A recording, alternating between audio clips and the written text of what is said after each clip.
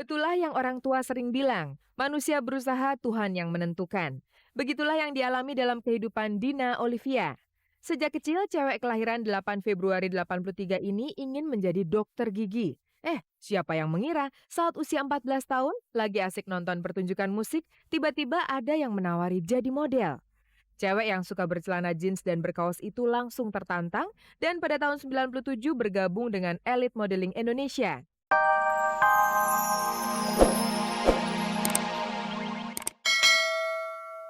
Kiki tidak merasa terganggu dengan matanya yang buta sebelah. Tapi bagaimanapun kadang-kadang ia merasa terbatas penglihatannya. Mengganggu sih enggak, cuma kalau kayak malam saya bawa mobil, saya selalu minta disetirin karena kalau pas kena lampu dim gitu, saya langsung gelap. Dari mata kita beralih ke rambut. Jangan pernah sekali-kali menawarkan kepada Kiki Fatmala untuk potong rambut pendek apalagi gundul. Saya nggak berani ya, saya nggak berani potong pendek dan belum pernah saya. Paling kalau saya rambut pendek saya selalu pakai wig. Kenapa sih? Barangkali kamu akan lebih menarik kalau berambut pendek? Nggak tahu, mungkin saya nggak berani tampil beda kali ya. Saya nggak berani potong rambut saya karena dari kecil saya selalu punya rambut panjang. Ini nih udah paling pendek, biasanya saya punya rambut segini. Pemirsa, kembali ke 14 tahun yang lalu. Tahun 88, masih duduk di bangku SMA, Kiki Fatmala memulai karirnya sebagai bintang film. Selanjutnya, Kiki banyak membintangi film horor dan komedi. Tubuhnya yang bagus menjadi daya tarik tersendiri pada film-filmnya. Sampai-sampai ia dijuluki artis panas.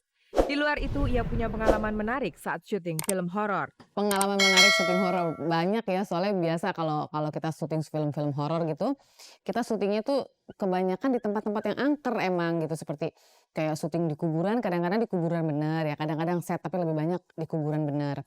Terus banyak kejadian-kejadian aneh yang apa, ada ketemu penunggunya, terus tahu-tahu dieselnya mati sendiri, terus apa, filmnya itu tahu-tahu hilang, ada yang ngumpetin di atas pohon. Sering misalkan pulang syuting kadang-kadang break jam 2 jam 3, Ki pulang dari Bogor sendiri di jalan tol gitu, kayak lihat spion atau perasaan di sebelah gitu, kayak ada yang ngikutin, ada yang duduk gitu.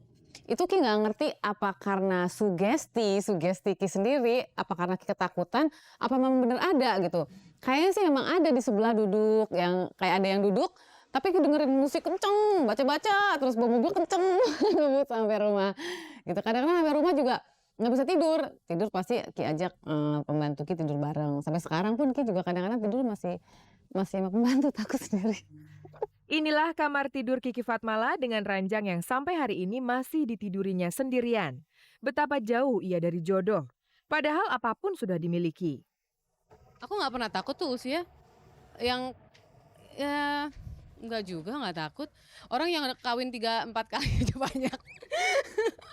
Udah umur 40 pada bisa kawin. Ya aku kan masih 30-an jadi nggak apa-apa dong.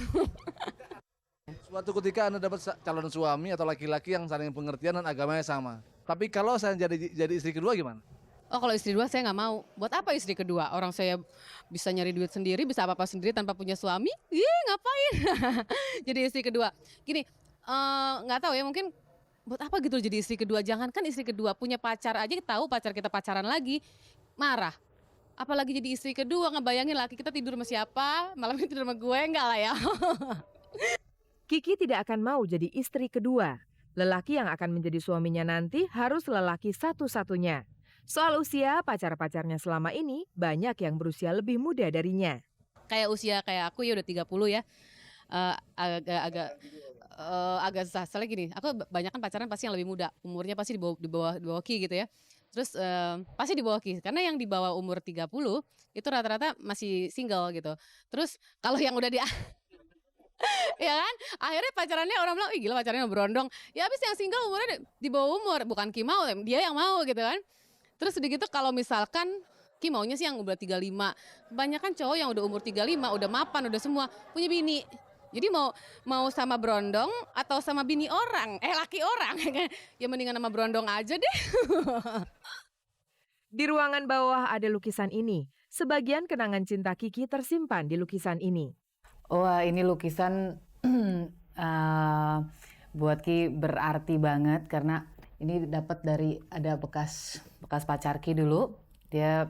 Bapaknya dia memang pelukis terkenal gitu ya. bapaknya pelukis terkenal. Terus ini dikasih sama dia waktu kita pisah gitu ya. Terus pernah dikasih lukisan ini. Terus banyak juga teman-teman misalkan datang ke sini, Ki lukisannya bagus nih, jual deh gitu ya. Mau dibeli Ki juga nggak akan kasih, soalnya kalau dikasih sama orang beda ya kalau kita beli ya. Tapi kalau kenang-kenangan buat Ki berarti banget. Jadi kalau lihat lukisan ini pasti inget dia gitu. Pacar yang ke-5. Iya berarti banget. Mantan pacar kelima itu adalah orang Bosnia. Betapa panjang pengalaman cinta Kiki, tapi nyatanya semua berguguran. Kecurigaan pun menyebar bahwa Kiki Fatmala menyukai sesama jenis. 10 tahun yang lalu aku udah digosipin lesbian.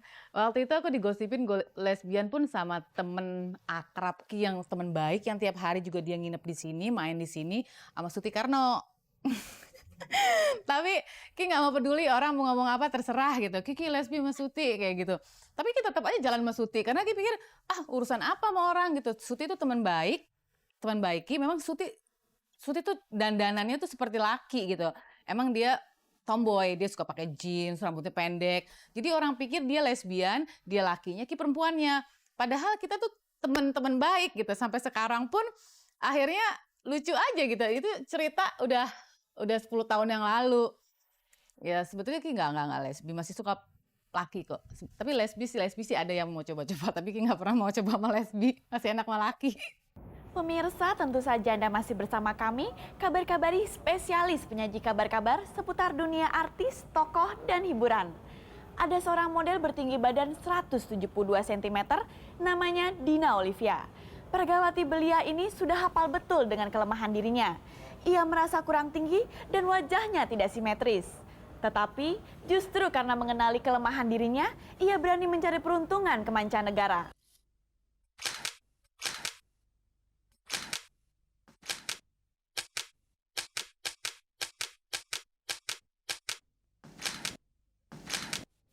Betullah yang orang tua sering bilang, manusia berusaha, Tuhan yang menentukan. Begitulah yang dialami dalam kehidupan Dina Olivia.